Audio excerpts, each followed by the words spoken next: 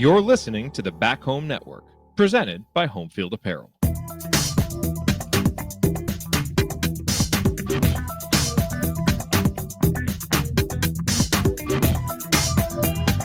Welcome back to Crimson Cast. Galen Clavio, Scott Caulfield joining you. It is Sunday, November 10th.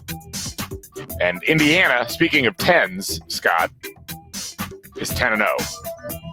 10 Indiana. 10 Indiana. Home field jumping right on that with a shirt immediately after the game yesterday. That was incredible to see. I actually saw several people tweeting back and was like, you know what? This is great. I want to wait until we see what this team does through the rest of November and in the playoff. Wow, 10-0. First time in program history that IU has won double-digit games. And just really a remarkable day, all things considered. We're going to talk about it, try to shake off some of the cobwebs here, at least on this side, is kind of a late night last night, but trying to pull it together and give you folks the podcast that you so richly deserve. Indiana knocking off Michigan 20-15 on what was just a gorgeous day for football, Scott. A tense day, probably the tensest day we've had with IU football in quite a while. But, man, what a payoff at the end, and something that I think both you and I will look back on in the years to come and just be like, wow, that happened.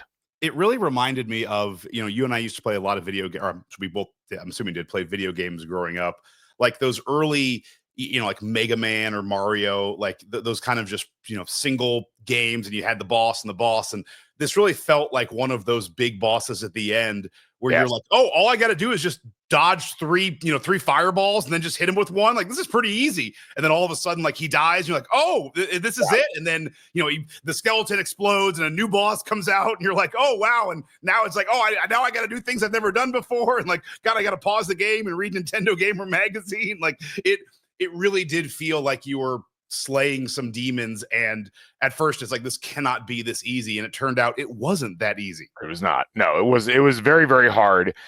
And it was one of those where we talked about it beforehand, both you and I, and then also on the podcast we had last week, and the numbers said it wasn't going to be that hard, but or at least not as hard as it was. But I think Indiana, as much as it was difficult, really deserves a ton of credit for figuring a way out to win. This is a game Indiana just simply doesn't win historically. So we're going to dive into that. We'll talk a little bit about the ambiance surrounding the game. But first of all, just a reminder, folks, we are part of the Back Home Network here at Crimson Cast, along with our friends at Assembly Call, who later today will be having their post-game wrap-up show for IU basketball as they take on Eastern Illinois. We're already in the midst of that season.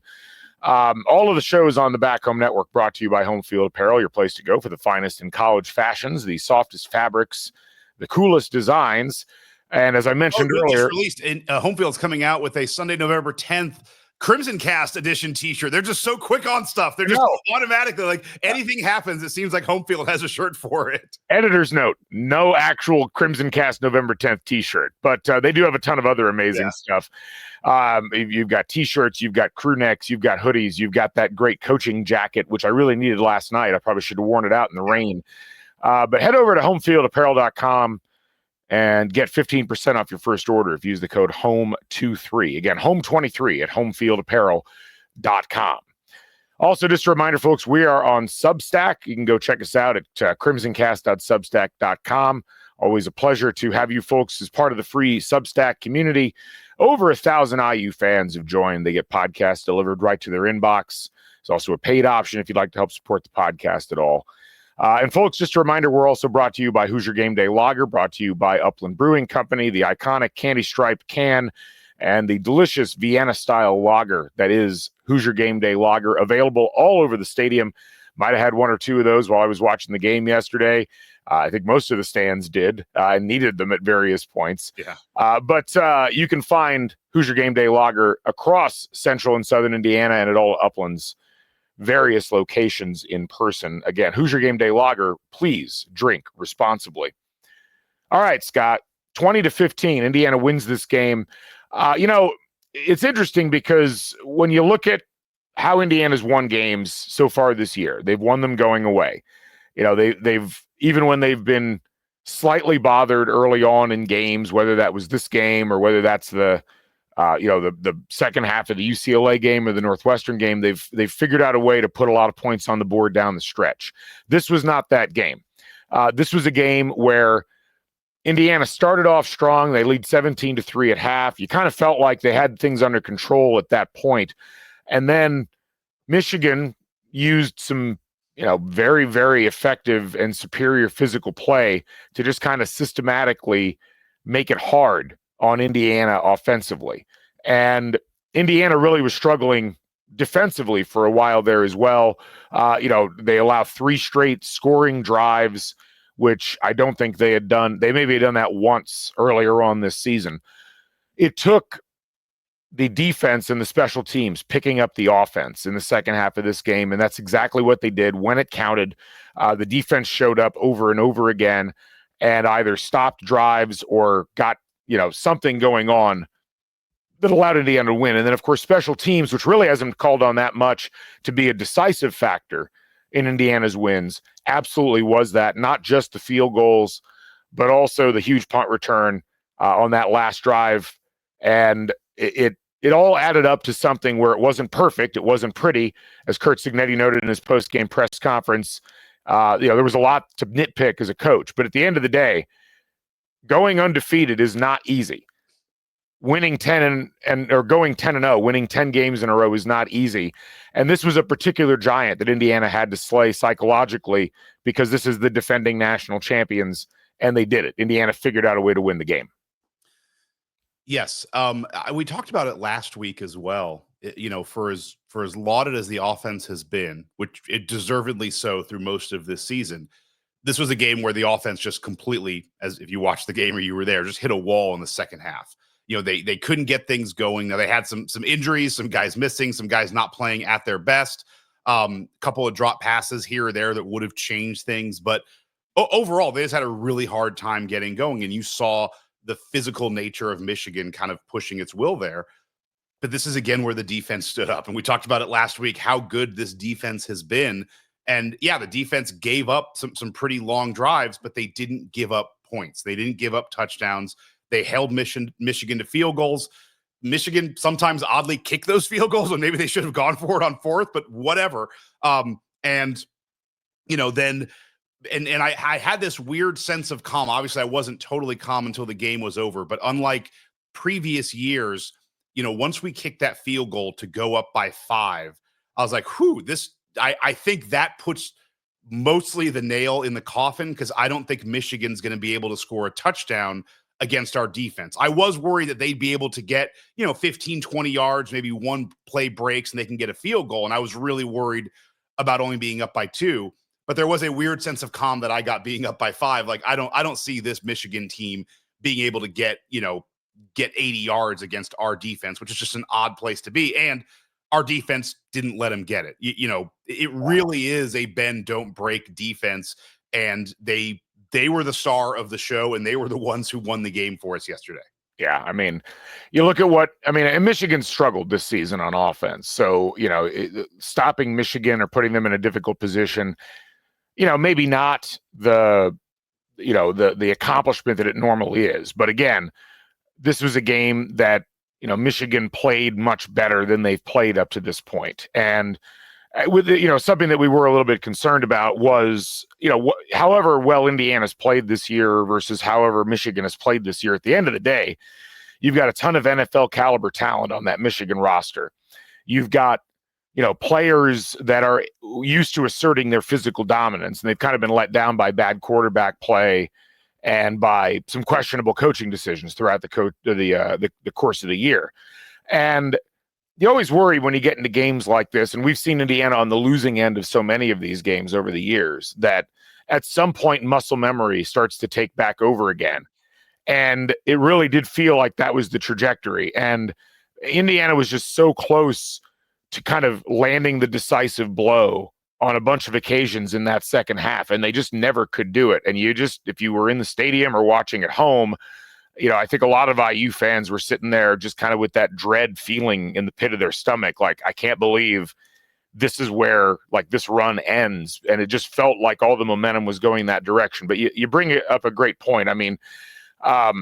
When Michigan scores that touchdown to make it 17-15, you could just kind of see in your brain, like, okay, they're going to convert the 2-pointer. Yep. And then Indiana's going to not do anything on the next drive, and then Michigan's going to. I remember this game. This game happened in what was it, 2000? I think it was, or 1999. Sorry, Indiana falls behind in that game, storms back, takes the lead. Michigan goes down, ties it. Indiana can't do anything. And then Michigan drains 4 minutes off the clock. This was Tom Brady quarterbacking them. They drive down the field. They kick a field goal with almost no time left. And then Indiana has a Hail Mary bounce off a receiver's face mask. And it just kind of was like, I could just feel that devil perched on my shoulder watching the game. And yet in this game, Indiana, they have a 6-play drive that results in a punt immediately after stopping that 2-point conversion, which was a great play, great defensive play by Indiana, great job by the defensive backs and by the defensive line making that happen. But Michigan then goes 3 and out on that next drive. And you end up with this. Hold them to 3 and out, but go ahead. Well, sorry. Yeah, exactly. You get no gain from Donovan Edwards. You get a loss of 1 yard. And then an incomplete pass, and then Keyshawn Williams with that 22-yard punt return. And, 5:20 left, Indiana's got the ball. They run about half that time off the clock. They can't punch it in, but they're able to kick a field goal.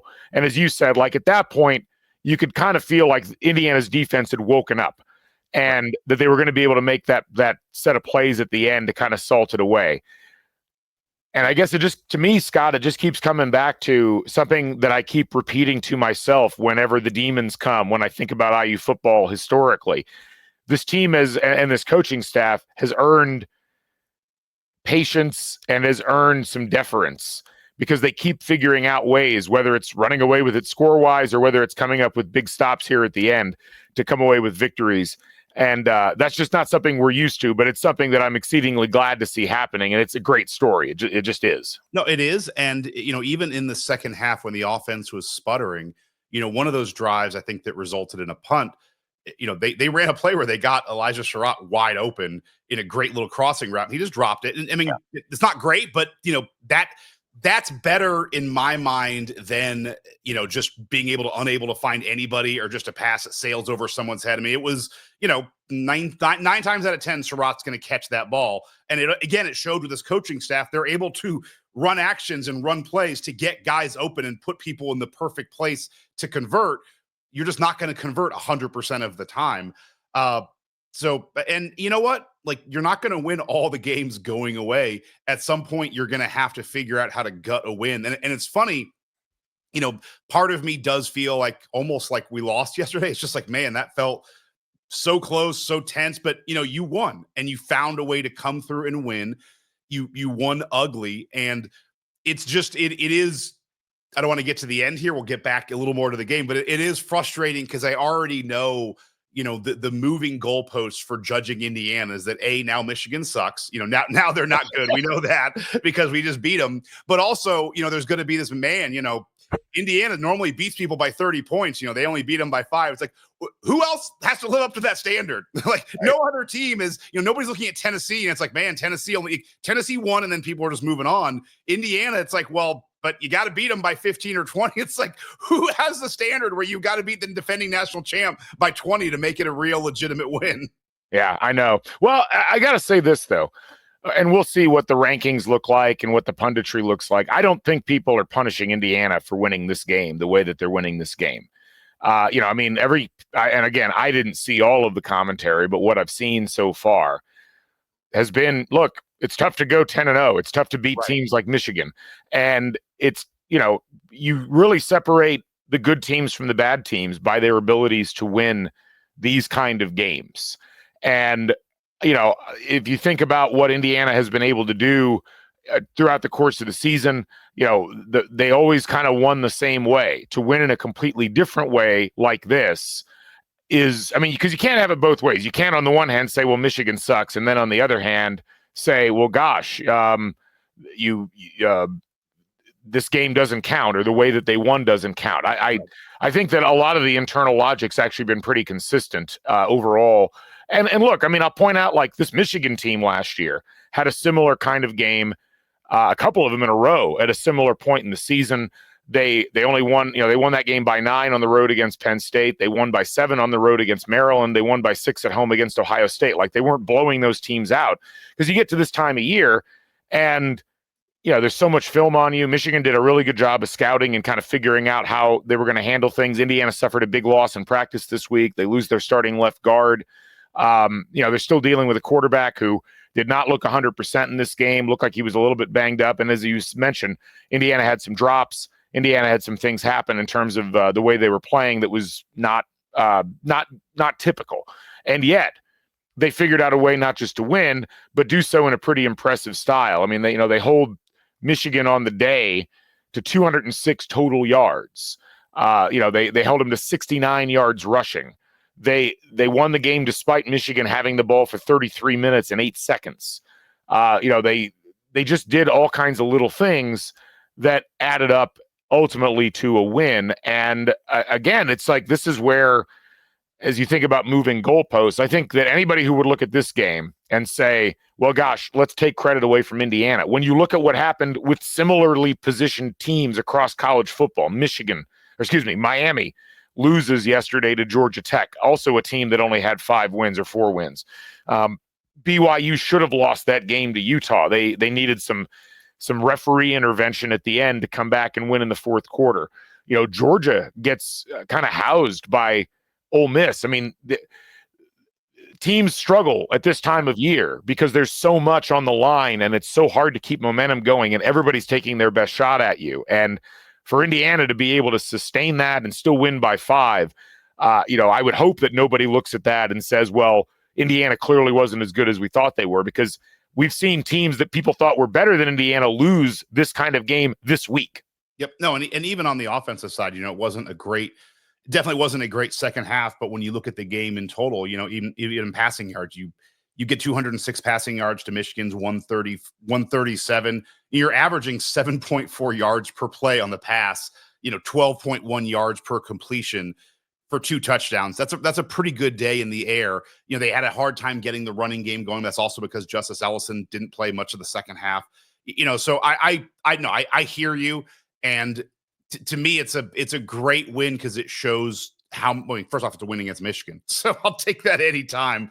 But also it shows that this team can, win tougher games. And it also shows that it's not just a front running team, that it's not just a team that gets up by 14 and then chokes you out. This is a game that this was in the trenches.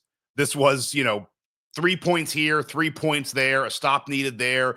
Some special teams play, the punt return you mentioned by Williams, it's the little pieces that happen. And it's not a way this team has won thus far this year, not because they can't, but because they haven't had to, but they showed they could today, which is nice because, you see it more in basketball, but sometimes there's front running teams in basketball. Like when things are humming, they're just going to blow teams off the court. And then when it turns into a battle, it's like, oh, they cannot score. They can't score in the half court when things slow down.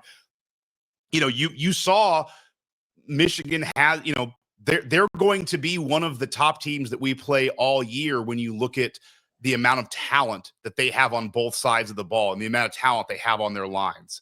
And once you get into a battle with a team like that, all of the, how's Michigan done this year? They're having a disappointing season. Like all that goes away. And it's like, you just got a 5-star stud against you on the other side of the line and they're coming at you.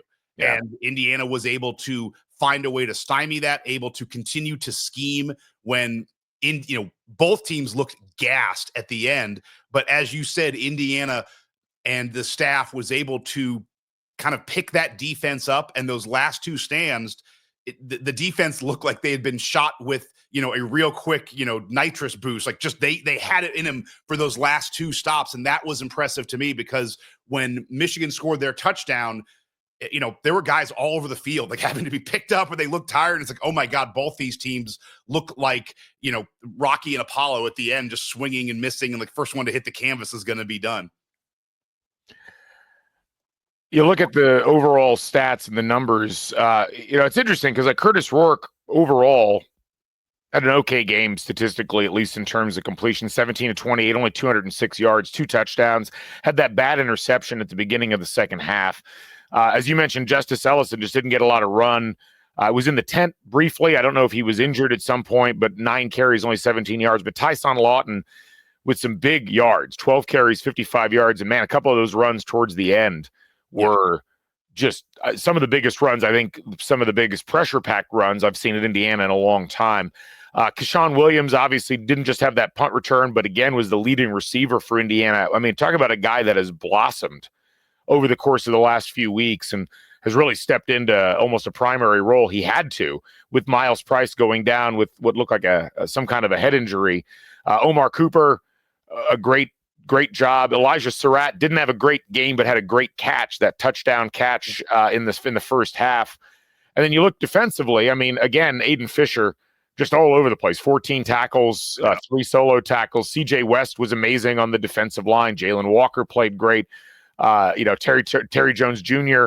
led the team in tackles for loss, had 2 passes defended. I mean, you got this collective win effort out of Indiana, and you had different guys stepping up because they had to. It was not a great game for Mikhail Kamara. It was not a great game for D'Angelo Pons, but other guys were able to step up and make plays when they needed to. And really, Kamara was getting like double teamed for a lot of the game. I mean, that allowed West. I mean, I think the two of those guys play really well in tandem because it does feel like Kamara is going to start getting a lot of double teams. I mean, the dude is an absolute stud, and he's still able to. What's amazing, he's still able to get pressure and cause problems even when he's getting double teamed. But it does allow guys like West to be single teamed, and he's a handful to deal with as well. Yeah, I mean, look, this is what happens. People start taking away the things that make you good. And how do you respond? How do you get around that? How do you approach things differently? And yeah, I mean, I can't speak highly enough of Indiana for figuring out a way to win, because it's not just a history of Indiana thing that we see Indiana losing games like this. We see teams lose games like this all the time, across the board. And you get disrupted, you stop doing what you're good at, and you can't figure out a way around it. And Indiana figured out a way around it in this one. And so, it's great because it also means, first of all, you're 10-0, and there's a ton of implications with that we can now talk about freely. We were almost afraid to talk about them in detail because of just the pressure around that game and leading into that game. But it also means you have a bye. And you get such a great time for a bye. Oh my God. I mean, it's just across the board. You get a chance to heal up. Right. You get a chance to kind of take some of the mental pressure off of yourself as a coaching staff, as a team. I mean, because this build that we've had really since the Maryland game, really since the bye, I guess, the Northwestern game and then the bye. I mean, it has been a pressure cooker for Indiana. Yeah. Not just in terms of the games, but in terms of the atmosphere and the drama. And, you got Fox Big Noon Kickoff, you got College Game Day, you got your tough road test at Michigan State. You've got the defending national champions coming in, and you got so much riding on the line here. You had the first college football playoff rankings, and you're in them. I mean, to be able to now say, we've put this one to bed, 10-0. Yep. You've beaten Michigan. You get to take a little bit of time, recuperate, reinvest, and the coaches get maybe some of the best motivational material that you could possibly have. You just won this game, but you didn't look good doing it in a lot of phases. You made some key plays, but you got a lot of things that you can address here over the course of the next couple of weeks. You've got an opponent you won't have any trouble getting your team hyped up to play against, and they don't get a bye going into their game. It's just, I mean, who knows? And whatever happens in the Ohio State game, there's plenty of time to talk about that. But the timing of all of this and the way it worked out just really couldn't have been better for Indiana. And it felt like the tank was almost empty. Maybe now they get a chance to replenish it a little bit as they head into this bye. No, it's a great point. And I felt that in the game as you're coming into the fourth quarter. It's just like everybody, the fans, the team, everyone felt like they were coming in on E. And it's like, we're going to do everything we can to get this game finished. Because you are right. And now, it does feel like the pressure is kind of off a little bit, because now you're really playing with house money in that unless you just get completely jobbed by the college football playoff, you should be in. I mean, yeah, we'll talk about that in a minute, but yeah. No, but I think everyone is kind of like, all right, you're going to, at worst case, you're going to be 1-1 in your next 2 games. I know old Crimson Cast and old IU football fans, we would say, hey, that's the bucket game. You can't take anything for granted. But this year, I think this coaching staff has given me enough confidence to be like, I think we are a better, well put together team than Purdue this year. So I'm very comfortable saying I would be shocked if we lost that game. And the Ohio State game we can talk about. I think there's some reason for optimism there. But assuming we have to, going in and winning in the horseshoe is not super easy.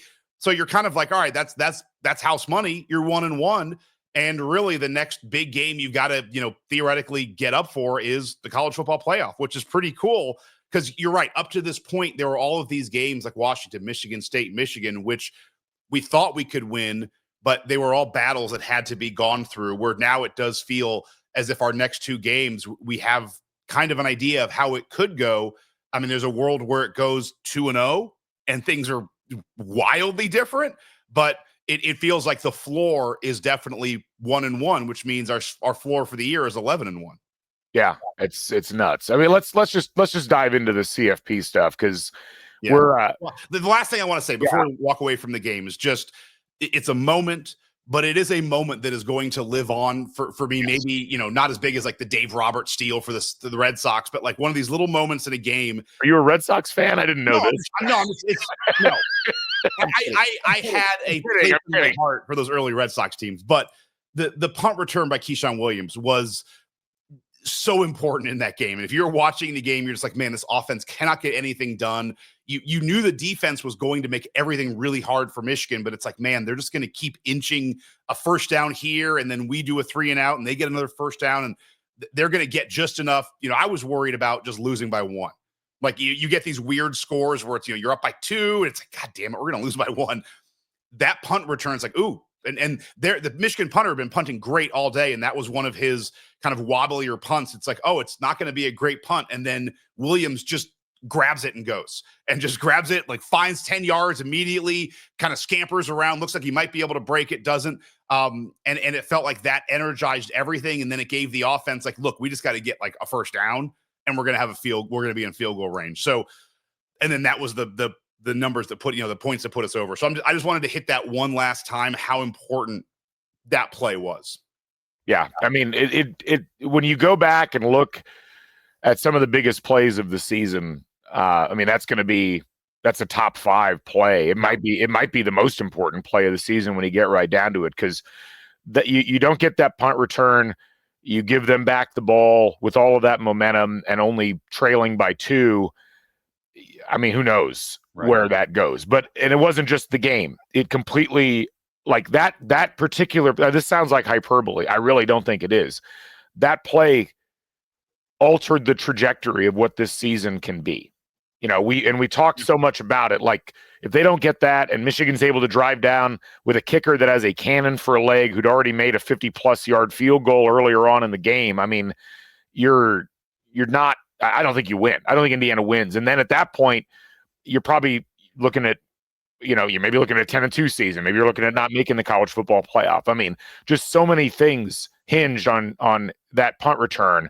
And then the ability to drive the ball down the field, get the 3 points in, force Michigan to have to go down the field and try to score a touchdown. You give your defense just enough breathing room that they can sell out on that 4th down play and, make it so that Michigan comes up just short. I mean, it absolutely tipped in a season that's had a lot of tipping points. It absolutely tipped the season into, we're beyond fever dream point. Yes. Scott, like this is fever reality.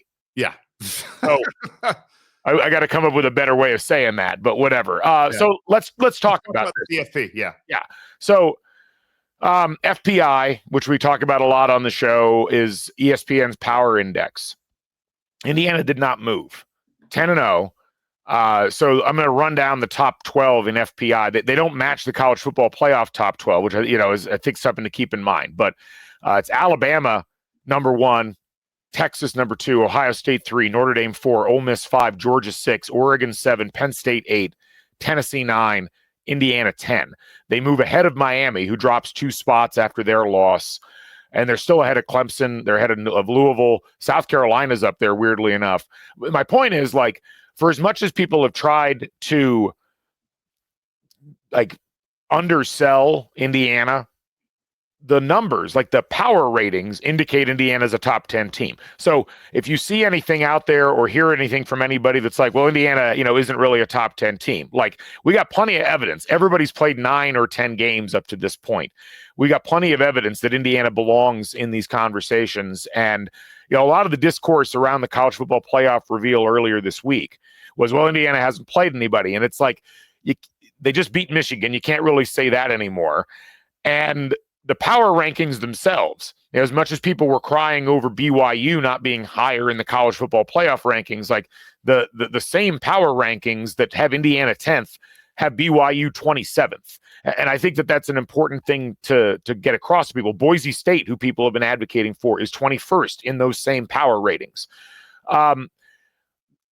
Indiana's got a 92.8% chance to make the playoff, according to the CFP, or according to FPI and their college football power index, and the way that they essentially try to match what the committee is going to do. Only one team has a higher percentage chance of making the playoff right now, and that's Oregon. Oregon's at 95.3, and Indiana's at 92.8. That's huge. I mean, Ohio State has a less high percentage chance of making the college football playoff right now than Indiana does. And then, look, if you look at the efficiencies, you try to match what Indiana's doing. They still, even with that game and the struggles they had yesterday, they still have the second best ranked offense in FPI in the entirety of college football. They have the 27th ranked defense. This is a really, really good football team. And they've been able, over the course of a season, I think, to demonstrate that. But to come into this game, or to come out of this game, go into the bye week and have a 92.8% chance of making the playoff. This is kind of what we've been talking about. Like, they've set themselves up with this win to where even if they lose to Ohio State, they're losing to a team that's better than them, a team that they will be expected to lose to. And then they get Purdue at the end, who they should, knock on wood, beat very easily. 11-1 is going to get into the college football playoff because of, as we've seen, the fact that a lot of these teams that Indiana is competing with for spots are going to lose, and did lose yesterday. Like, LSU's done. They're not getting into the college football playoff at this point. Miami's fine. They'll probably win the ACC, but it's a toss-up. Who's got a better record right now between Indiana and Miami in terms of overall performance? And I'll note, Indiana doesn't have a loss, and Miami does. And historically, that does matter, Scott. So it was just a momentous day from that perspective when you look at the fact that even though Indiana didn't play that well, it didn't really affect their ratings at all, and those are taken into account by the committee. Yeah. So I have one concern. I'm going to answer my own question, then also give it to you. But my only concern is I want to see what happens to Miami this week, because they have a similar type profile. They lost. How far down do they drop? I see one preview has them at 11. Because my only concern is if we go to Ohio State and we lose, we're obviously going to drop somewhere along the line. We're not just going to stay ranked in the same spot. My only concern is if we drop too far down based on people just not giving us enough credit, we're not going to have, we only have 1 week. We have a game against Purdue. We don't have a lot of time to come back up. That's my only concern, is like, if we lose to Ohio State, it's like, all right, well, again, the bar, I think it's funny. The bar is like, well, you got to really beat Ohio State to show you're a good team. It's like, for a team that was 3-9 last year, that's won 9 games over the last 3 years, our bar is we got to go into Columbus and win. That doesn't seem totally fair. But I also look at it this way too, that, we talked all offseason about who's running college football, and it's the Big Ten and the SEC. The Big Ten, no matter what you think, only has 4 teams that can make the college football playoff. That's Oregon, Ohio State, Penn State, and Indiana. For all we want to talk about, Indiana getting screwed or left out, the head of the committee is the AD from Michigan. And I guarantee you that Big Ten and SEC want to pack the college football playoff with as many teams as they can. And if they're not putting Indiana in, it means they're only getting 3 Big Ten teams in, because it's not like Iowa or somebody else is going to make it. So I think in the end, that's going to save. That's also going to help Indiana, is that I just don't see them wanting to screw us out to get, Boise State in or something like that. But that's my only concern to you, Galen, is if our loss to Ohio State, if it drops us far enough down, that are we going to be able to get back up? I mean, again, I think a lot of it, as we talked about on Bison Chat earlier this week, a lot of it is you can be concerned about those things. And I think it's legitimate. And certainly I think IU fans in general are kind of always on guard about being screwed over by the establishment. But realistically, a one-loss team in the Big Ten getting left out of a 12-team playoff. I mean, just full stop. I don't care who it is. That would be scandalous. Like, I think the entirety of college football would at least the media establishment would, and frankly, a lot of fans of teams would be like, what the hell is that? Yeah, in one of the power conferences. Like, yeah, in the Big Ten, like you said, one of the two conferences that is running college football, so to speak. So I'm less concerned about that in terms of like what the implications might be with a loss to Ohio State. Because again, it's like you gotta be consistent. At least you would hope you'd be consistent. Like if you lose to Ohio State, but you've got Ohio State ranked higher, that's what's supposed to happen.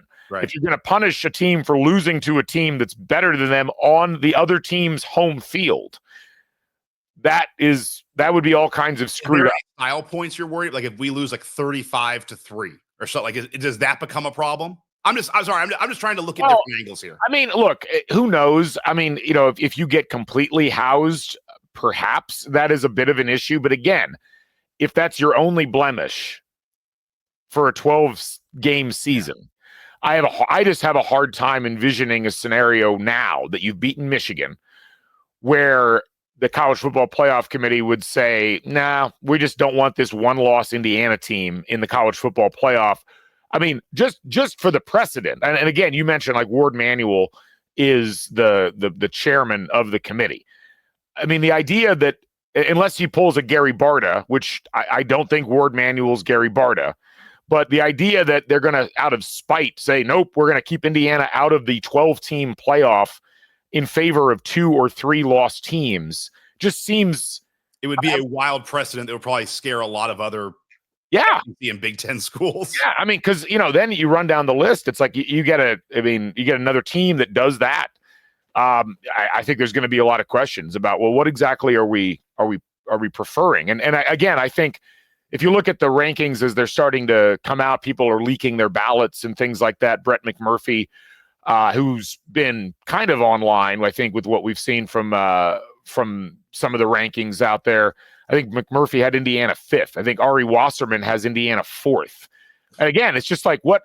That seems ludicrous on one hand, but on the other hand, when you look at the rankings, it's like, well, yeah, that's exactly probably what it should be, because when you look at the rankings right now, we're taping this at about 11:30. Oregon's going to stay number 1. They had a nice win against Maryland. Ohio State, they're going to stay at number 2. Texas is probably 3rd because Georgia and Miami both lost. Penn State contractually has to be above us. So Penn State has to contractually be above us. So is Penn State, are they ahead of Georgia, behind Georgia? I'm not sure.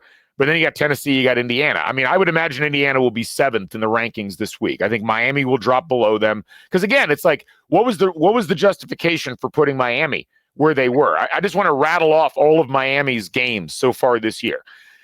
They beat a bad Florida team. They beat Florida A&M. They beat Ball State. They beat South Florida. They beat Virginia Tech. They beat Cal. They beat Louisville. They beat Florida State. They beat Duke. And then they lose at Georgia Tech. Like, please highlight for me the superiority of that record. And by the way, they just lost a game. And I'm not saying Miami shouldn't get in, but even if Indiana were to lose, what's less impressive? Losing at Ohio State or losing at Georgia Tech? That would be my stance on this. Like there's just not a lot on their resume. And then you go down the list, like BYU's kind of in the mix. Notre Dame is there, but Notre Dame's already lost a game. Alabama maybe moves ahead of Indiana. Who knows? But you start to go down there from there, and it's like everybody else has got 1 or 2 or 3 losses from that point forward. And wins matter, from my understanding. That's what they keep telling us, is that wins matter. I want to. So I've been a little just trying to play all sides of the coin here, a little bit pessimistic. I want to go optimistic for you for a second. And so here is, I will say the game. You do more of the. I don't do as many of the preview podcasts, so I just want to do a real quick kick in the tires on Ohio State. What concerns me is what we saw against Michigan, that, there are times where Indiana just is not going to have the superior talent and the recruiting infrastructure, or just the talent infrastructure that some of these bigger programs have. And you're going to have that against Ohio State just 100%. Even teams like Oregon are not recruiting at the level of Ohio State year in, year out. So that is a concerning part. But I will say this: when Indiana has things moving, I do think they can play with anybody in the country. I think they can scheme up some things against Ohio State. And I've been saying this for a couple of weeks now, that, all coaches are professionals. So the idea of trap games, or we're going to, overlook this team, I don't buy into any of that. Like, they know what their schedule is. They know what they have to do. That said, Ryan Day has to beat Michigan the next week. Like, that is just full stop. Like, it doesn't matter. He could beat Indiana and lose to Michigan and nobody cares. He's fired. Like, he has to beat Michigan. They all know that. That is what this season is about, is beating Michigan, and then they worry about the college football playoff. If there is ever a team and a staff that is looking 1 week ahead, it would be Ohio State, because they're going through Purdue. I think they're playing Northwestern next, and they're playing us. In their mind, this is all just, fodder for the Michigan game. Even though we're going to come in ranked in the top 10, it's like, all right, that's cute. You guys played some teams. We got to worry about Michigan. And so, again, I don't think they're going to completely overlook us, but I do think if you're ever going to catch Ohio State slightly askew and off guard, it would be this year, and it would be the week that we're going to play them. And I think there's a world where you could, if you have the same kind of start that you had against Michigan, you get up 17-3 or something, you punch them in the mouth, suddenly like, oh my God, what? Coach, we were supposed to win this and play Michigan. Like, what's going on? That's my thought for Ohio State. And then I just want to play let's have a fever dream within a fever dream. Galen, if we go into Columbus and this team beats Ohio State, we come out being like, all right, we have a real legitimate decision about, we are probably the number one team in the country. It would probably still be Oregon, just because that's the way things work. But you would come out and be like, look, we both beat Ohio State. You guys beat them at home by 1. We beat them on the road by who knows, but maybe more than 1. There's a world where you're like, look, we're the better team. We should be ranked number 1 in the country. No, and then you'd get to solve that problem in the Big Ten championship game a couple of weeks later, which is nice. But look, I'll say this, because I think you hit up a lot of interesting points there. Talent matters in football about as much as it does in any sport, in terms of, like, you go 60 full minutes against the team, and largely, unless a team is just not there mentally, the better physical specimens are probably going to win, at least at the college football level. The pros is a little bit different, because the margins between the best teams and the worst teams are a lot not narrower. And we know, because we know this team. This is a cobbled together group of guys from a bunch of different backgrounds. Some guys have been here for 3, 4, 5 years. Some guys were at James Madison. Some guys were elsewhere. This is not it's not Ohio State in the way that they've built their talent up. It's not even Nebraska and the way that they've built, classes of 4 stars with some 5 stars thrown in. It's not Michigan. So, the fact that Indiana had a bad game against Michigan at home isn't a surprise. And it wasn't even that bad of a game, because they won the game. They were up 14 points in the first half. I mean, it was a bad game by Indiana's standards. And I think that's the important thing to classify here. It wasn't a bad game. They won by 5 at home against the defending national champions, who still clearly have some punch in them. Going into Ohio State and winning is a very difficult thing to do. It just doesn't happen very often, not just with Indiana. For any team. With anybody. But I look at what this team has been able to do offensively, and if they can heal up and they can game plan better, and they get better play out of their wide receivers, and they get a sustained, really good game on behalf of their offensive line, this defense looks like it's going to be a problem. And this defense has gone from being what everybody thought was a drawback or a negative in that Northwestern game to being a defense that has really been, I think, the dominant reason why Indiana has been able to keep this winning streak over the course of the last several weeks. I mean, just like go back and look at the outcomes of these games that Indiana's had. They've yes, they blew Nebraska out, but they did so by also not letting Nebraska off the mat. They won that game 56-7. The Washington game, the offense struggled and the defense came up big, and the defense, not only held Washington to 17 points, but scored points of their own. The defense smothered Michigan State last weekend, right, and the defense made key play after key play in this game. I mean, it's just one of those things where we talk a lot about, can IU score against Ohio State? Can they deal with what Ohio State's going to do defensively? I wouldn't be shocked to see this Indiana defense go in and really give Ohio State trouble. I mean, Nebraska did the same thing to Ohio State on their home field, right, and just couldn't quite execute. And I'll take Indiana's offensive execution over Nebraska's execution almost any day of the week at this point. So I don't think it's outlandish, and I do think you're right. It's like, if you can go in and beat Ohio State at Ohio State, yes, it's hard to give Oregon too much credit for the rest of the stuff on their resume. Even that Illinois loss, or the Illinois win, looks pretty bad right now, given how badly Illinois has played. And you got 2 weeks to prepare for it, and that's the exciting thing. Well, and 2 weeks to heal up for it, which I think is the most important one. I mean, do you think everything we have going, are we going to be able to heal up enough to be ready for that game? I mean, I don't know who's wrong or who's physically not right at this point. I don't think anybody really does. But look, I mean, we had this going into the Nebraska game. There were injuries. There were some things. It's like, can people get patched up and ready to go? And they came out and did that with flying colors. Yeah. So, I feel fairly good about that. And again, I think this staff is going to be able to really use this time period. And as you mentioned, Ohio State's going to be distracted because they're going to be playing their most important game on the calendar the following week. These are the things that add up. And it's not like Ohio State's going to take Indiana lightly. Like, I really don't think they're going to take Indiana lightly. I think they're going to be serious about this game, and Indiana's going to get their best shot. And I think Ohio State will be favored, and they should be favored. But it's interesting because, like, if you look at the FPI matchup calculation, Ohio State was like an 85 point favorite, or 80 to 85% favorite in FPI for most of the season. It's dropped to 73.1%. They're still favored by kind of a 4-1 margin or 3-1 margin, but Indiana has improved their odds because of the way that they played in this game. I think Indiana will probably be somewhere in the vicinity of a 10 to 11 point underdog in this game, but I think that suits them well. And I do think that if Indiana can get their feet under them, and we'll talk more about this obviously the next couple of weeks, and if they can, much like in this Michigan game, they can be like, well, we absolutely belong in this game. We can go toe-to-toe with these guys. I think Ohio State might have cause to be nervous. And again, like, this is kind of what happened in that game in 2020, where Indiana took some shots early. They got down a little too much. I don't know if the defense is going to be of the mindset that they're going to let Indiana get down by a huge amount.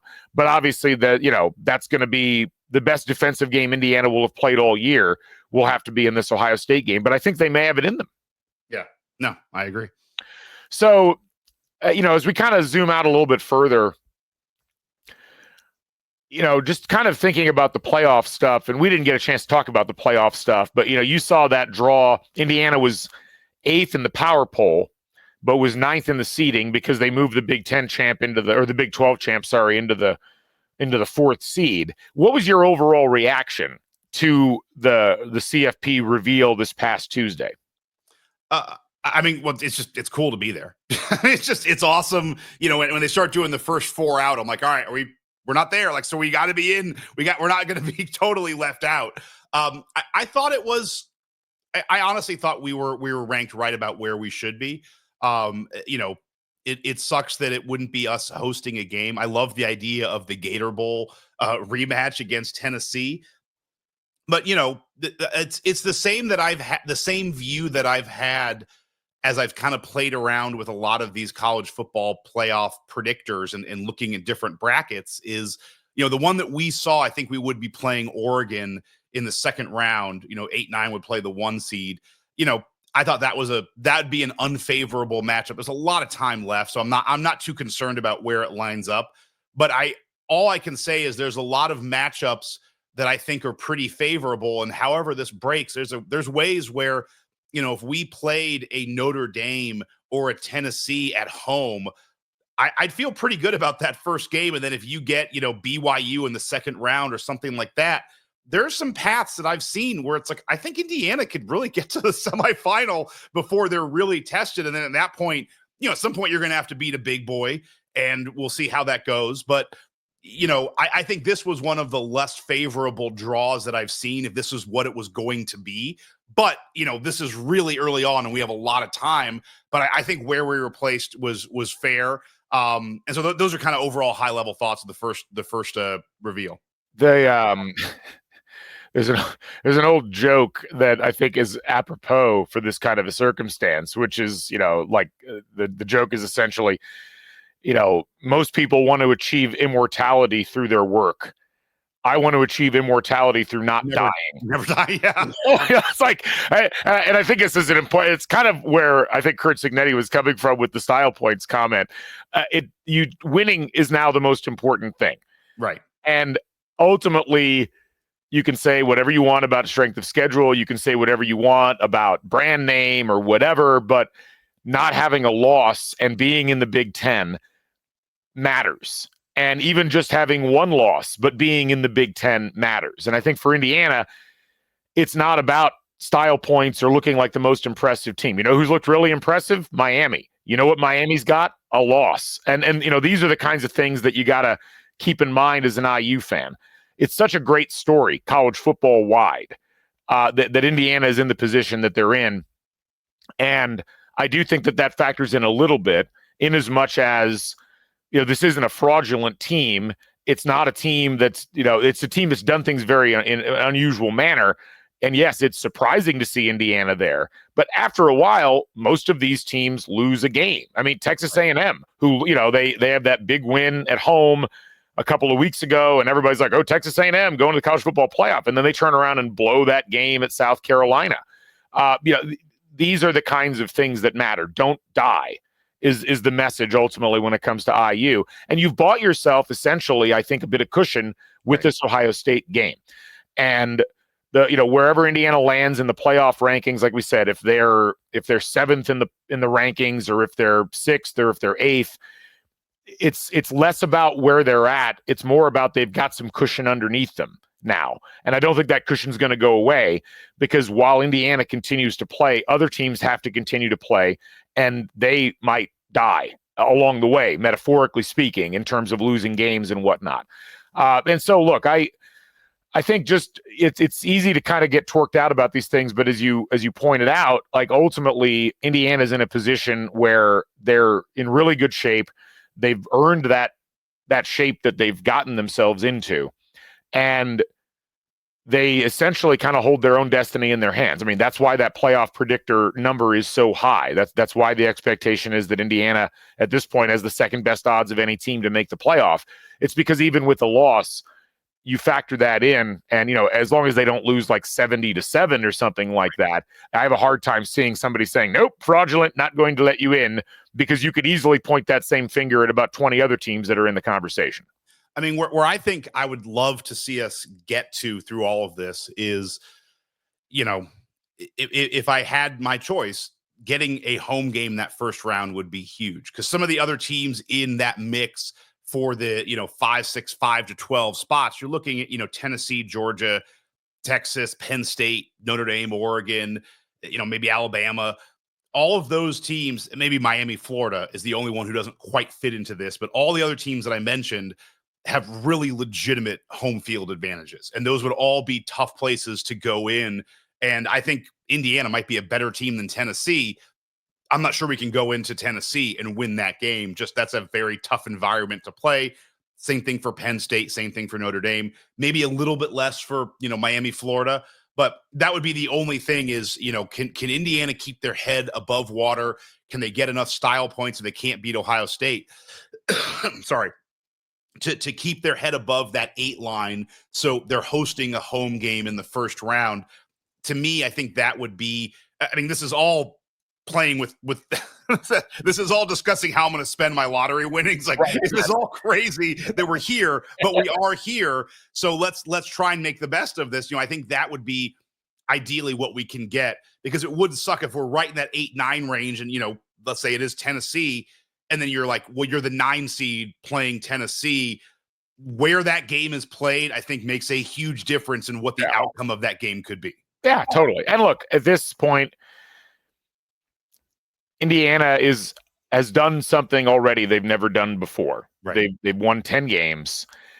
We had bowl reps from all over the country walking around the tailgate lots yesterday. You had the Orange Bowl. Yeah, we had the Cheez-It Citrus Bowl people there. We were like talking ourselves up, and we took a picture with them. I gave them some food. It's surreal. And we've had bowl reps come through before. I remember the Orange Bowl committee coming in like 2013, and we were like, what the hell are you people doing here? And that wasn't the case this time. They knew why they were here, and so I'm just really thrilled about the fact that Indiana has played their way into this position. It is such a great story. This is an enduring story. This season has already essentially recast what Indiana football can be in the eyes of so many people. And the fact that it would take both a catastrophic collapse and one of the biggest screw jobs in college football history at this point, post-Michigan game, to keep Indiana out of the 12-team playoff is something that I think we can sit back and savor for a couple of days as a fan base. And I'm certainly, I was very nervous going into this game because, again, as I think I said on Thursday, it's just not historically the kind of game Indiana wins. They won it. Let's enjoy it for a little bit and then, take this week off, refresh, get everybody back into a mindset where it's like every game is not pressure packed. Indiana won all the games that they had to win. And here they are. And now, as you mentioned, you're playing with house money to some degree. All the pressure is going to be on Ohio State because you know what? If Ohio State doesn't win, they're the ones that are in trouble. They've already got a loss. And, not that I think that they're in danger of missing the college football playoff, but man, I mean, can you just imagine the pressure cooker that they go under? Again, Indiana at this point can afford a loss and they'll still be fine. Ohio State's in a whole different scenario, and I think it's a really interesting one. I agree. The other thing that you just said that I was thinking about last night, how this kind of reframes everything. It's funny because you and I went into this season knowing that our schedule was very advantageous to us having a good year. And like, look, you've got to make hay because the schedule doesn't get any easier in future years. If you go look at I'm getting way ahead of ourselves, but you look at next year's schedule framed out of looking at how we're doing this year and the growth we expect out of Cignetti for another year. All right, you have Old Dominion, Kennesaw State, Indiana State should be 3-0. Then you have 3 straight home games against Illinois, Michigan State, and UCLA. Doesn't look that imposing anymore. Suddenly you're like, all right, that looks like a 6-0 start. Sorry, you're 4 straight games at home. Wow. Against Wisconsin. It's like, okay, I'm not, it does feel like we've kind of moved into that upper echelon of the Big Ten. You're at Iowa, at Maryland, at Oregon, this can't be right. They got to figure out the dates. So these are not in order. It's not in order. It's not in order. You're at Penn State, and then you're at Purdue. But you look at that, and it's like, okay, I mean, at Oregon, at Penn State is not awesome, but those are 2 tough games. And then the rest of them don't look as imposing, whereas just 3 or 4 months ago, that schedule looked like a gauntlet. It doesn't look like that anymore. And I think that's what's also changing in my mind is like, all right, next year could be how those games line up and where teams are. Next year could be another 7, 8, 9 win season. So, I mean, this is it's reframing the way I look at everything right now. Yeah. I mean, and I think that it's not just reframing in your mind, it's reframing in recruits' minds and transfer portal. I mean, just the whole gamut. It completely switches things around. And what's fascinating now is like, there's 6 teams in the SEC that probably have a good shot at least arguing for a college football playoff bid. Tennessee, Texas A&M, Texas, Georgia, Ole Miss, and Alabama. Georgia, Ole Miss, and Alabama all have 2 losses right now. Tennessee, Texas A&M, and Texas. Texas A&M and Texas play each other. One of those teams is going to have 2 losses. Right. You're going to get a team into the SEC title game. Let's say the SEC title game is Tennessee and Texas. Let's just argue that it's that. Well, guess what? One of those teams is going to have 2 losses. And, and this is where Indiana's just in a really fascinating spot because Indiana either beats Ohio State and goes and beats Purdue and goes undefeated into the Big Ten game. No matter what happens in the Big Ten title game. Or they lose to Ohio State, beat Purdue, and then that's it. They don't have to play any more games. Yeah. Them kind of not having a path into the Big Ten title game is I think, advantageous for them as well right now. Yeah.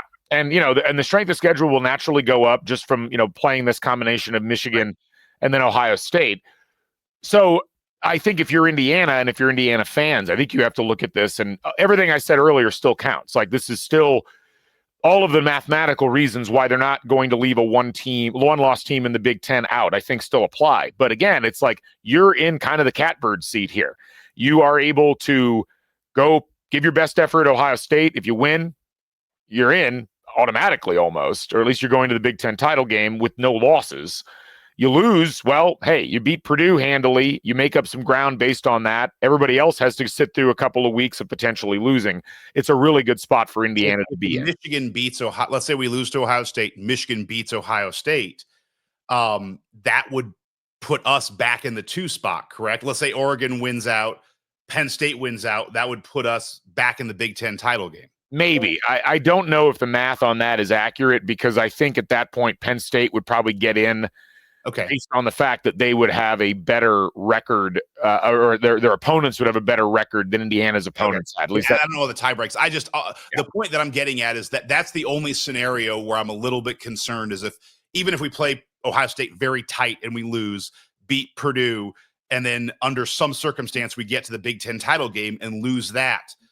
I think there's a world where just the recency bias of the losses and the name brand lack of name brandness that Indiana has, it does feel like that's a world where maybe that team is not able to get in, which would be unfair, but I would also see why that would happen.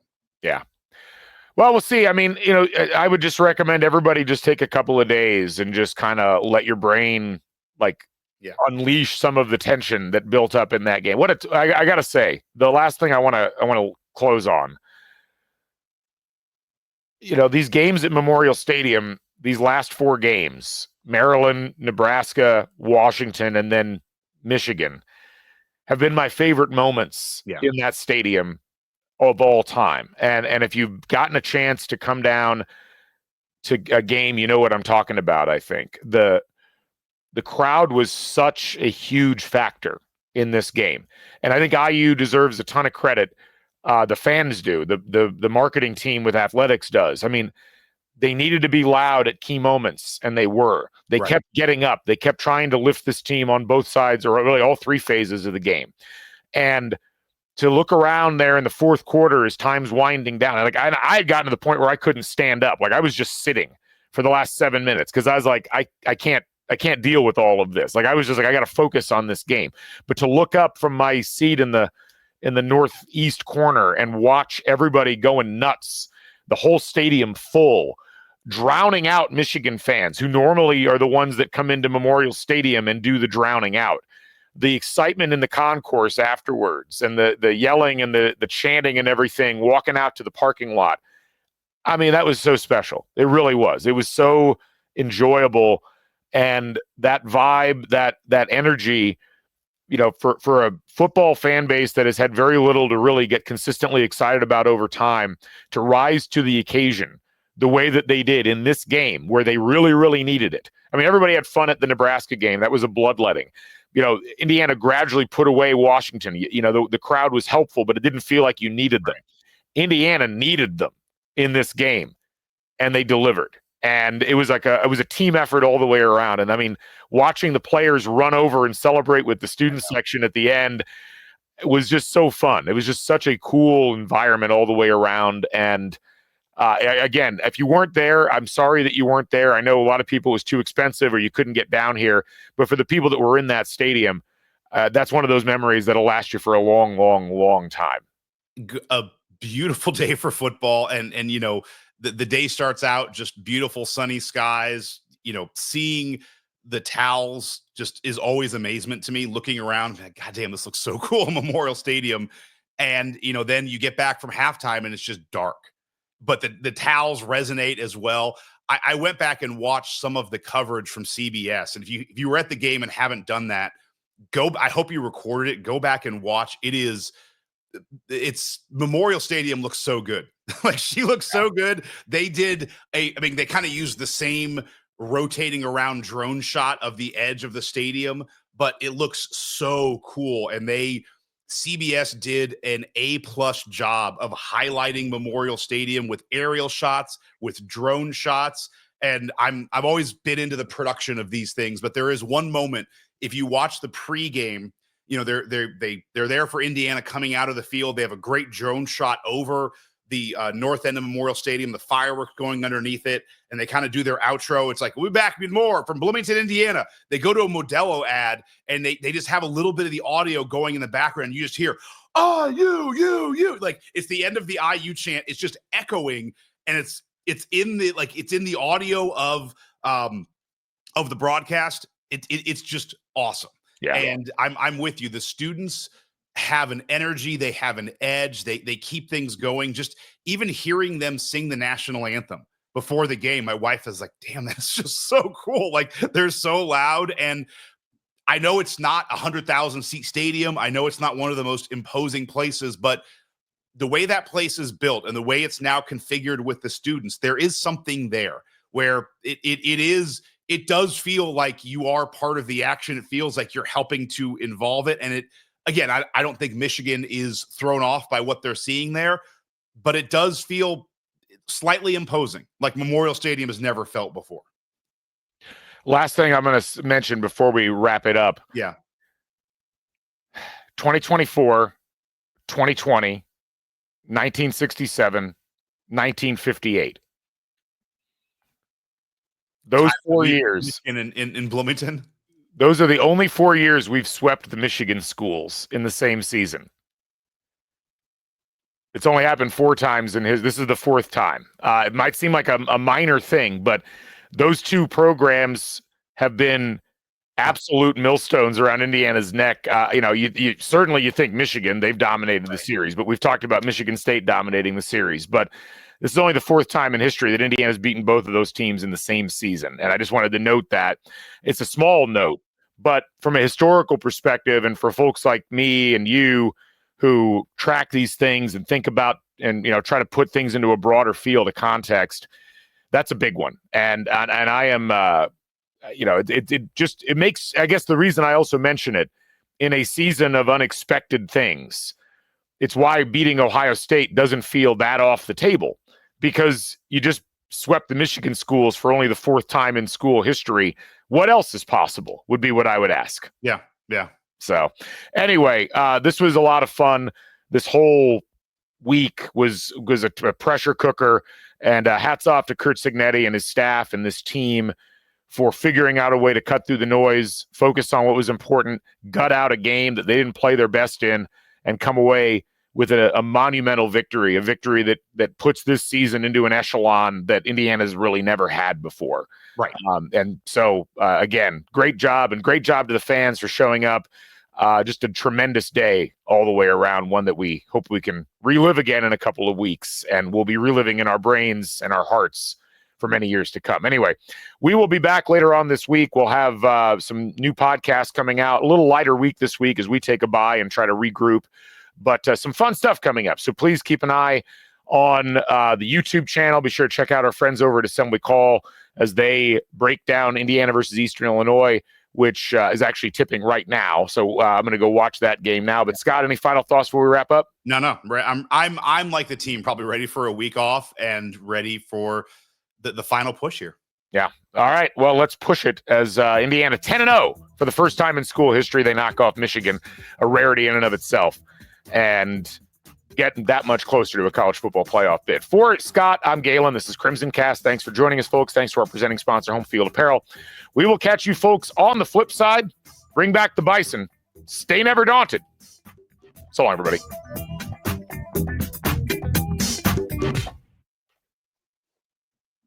And goodbye, YouTube.